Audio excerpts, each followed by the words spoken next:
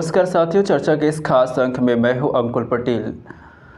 बीते दिनों champion trophy के फाइनल मैच के बाद भारत की दमदार जीत हुई और जिस जीत का जश्न दुनिया के कोने कोने में मनाया गया।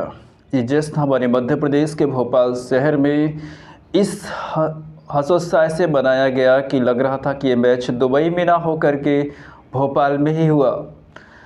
जश्न में डूबे हुए लोग अपने आप को काबू नहीं कर पा रहे थे और जुलूस के माध्यम से इस जश्न को अपने अंतिम पड़ाव तक भी ले गए। लेकिन देश का एक ऐसा भी वर्ग था जिसे हम 25% की आबादी की नज़र से देखते हैं, लेकिन उस आबादी को देश की इतनी बड़ी विक्ट्री पसंद नहीं आई और उसने कुछ जगहों पे पथराव की घटना को अंजाम दे दिया। देश का एक बहुत बड़ा हिस्सा जो उसे शांतिपूर्ण तरीके के लिए एक उदाहरण के रूप में पेश करता है, लेकिन वही एक खास वर्ग जो कि देश के हर बड़े जश्न, हर बड़े त्यौहार या हर कार्यक्रम पर अपनी जो है तीखी टिप्पणी तो देता ही देता है, साथ ही साथ पथराव जैसे हिंसक गतिविधियों को भी अंजाम देता है। आप समझ चुके होंगे मैं किस घटना की चर्चा कर रहा है। मैं चर्चा जिस घटना कर रहा है ये मध्य प्रदेश के इंदौर मऊ से जुड़ा हुआ घटना है।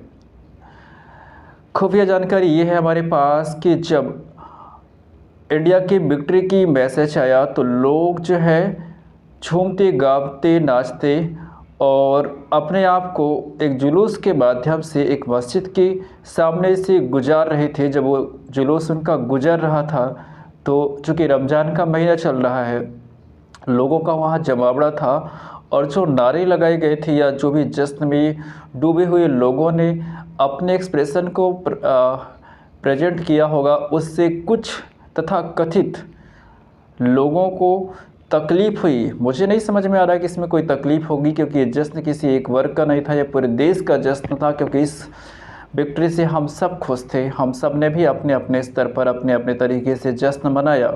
तो मस्जिद से जैसे जुलूस निकल रहा था, जैसे रामनवमी का जुलूस, दुर्गा पूजा का जुलूस शांतिपूर्ण तरीके से किसी मस्जिद के सामने से या एक खास वर्ग के समुदाय के लोगों के बीच से नहीं निकल सकता, वैसा ही इस जुलूस पे भी नज़र लग गई और मस्जिद पे जमा लोगों ने उस पर पथराव कर दिया।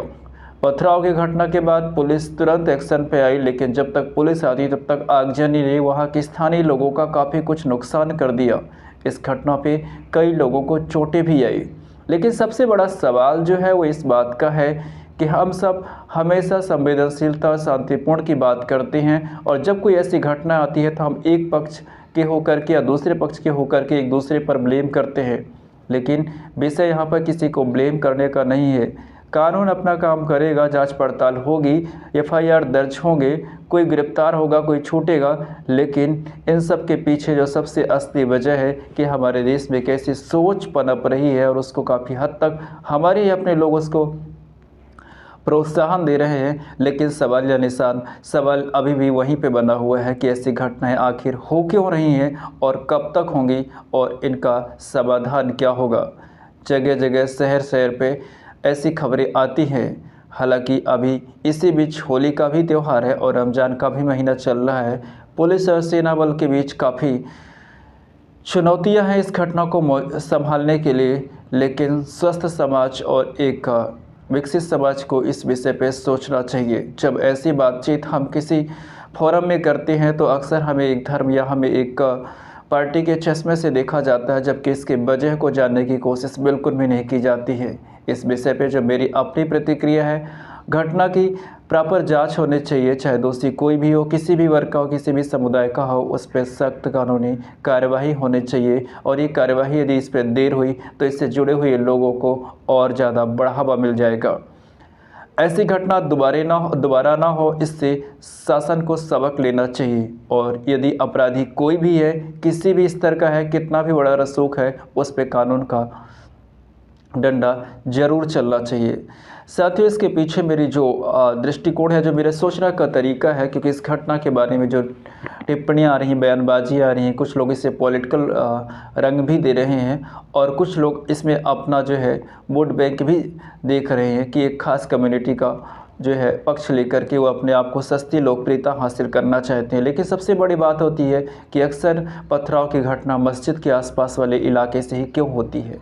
ऐसी क्या व्यवस्था होती है कि पत्थर वहाँ पे तुरंत मिल जाते हैं और उनके हाथ पत्थर उठाने में ज़रा भी संकोच नहीं खाते, चाहे बच्चे हों, चाहे जवान हो, चाहे बूढ़े हों, सब एक ही रंग में ढल जाते हैं।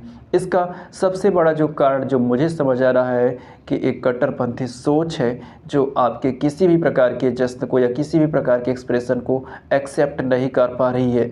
जब हमारी अपनी बात होती है तो हर तरीके को ऑपरेशन की जाती है और हर तरीके का सपोर्ट उस वर्ग को दिया जाता है, लेकिन वो सपोर्ट जो अपना है, अपने बीच के लोग हैं, वो इस बात को क्यों एक्सेप्ट नहीं कर पा रहे हैं। और हमारा मीडिया भी कितना नादान हो जाता है कि घटना में जिन लोगों ने पत्थरबाजी की घटना को अंजाम दिया उनकी राय के आधार पर ही अपनी रिपोर्ट तैयार करता है। शहर के काजी के पास जाकर के पूछा गया कि आपने क्या देखा। वो काजी जिसने मस्जिद के अंदर जमा लोगों को आह्वान किया कि आप आओ और पत्थर चलाओ, इसके बाद ये घटना हुई। बाकी दूसरा पक्ष तो इस घटना की बात के लिए पुलिस स्टेशन जाने पर राजी हो गया था और उस घटना से वहाँ से निकल आया, लेकिन निकलते हुए लोगों को उन लोगों ने पत्थर का निशाना बना लिया। घटना बहुत साफ है, सीसीटीवी कैमरे से भी स्पष्ट देखा जा सकता है और कोई इसकी बहुत बड़ी वजह नहीं थी। हम इस बात को स्वीकार कर सकते हैं कि जो जुलूस में लोग शामिल थे अपने जश्न के मदहोशी में, हो सकता है उन्होंने वहाँ पे अपने जश्न को कुछ और तक, लेकिन यदि वो सामने वाला पक्ष अपने सब्र थोड़ा सा और बना के रखता तो जुलूस 2 या 3 से मिनट में उस मस्जिद से आगे बढ़ जाती। लेकिन उनकी शिकायत इस बात की है कि जुलूस हमारे इस मोहल्ले से, हमारी इस गली से ही क्यों निकल रहा है।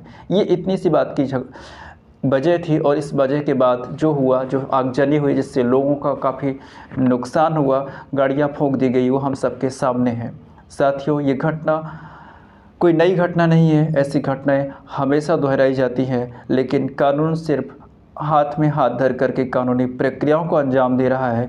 अपनी रणनीति और अपने कुशल प्रशासन की जो छवि होती है स्टेट गवर्नमेंट की, उससे धूमिल होती जा रही है।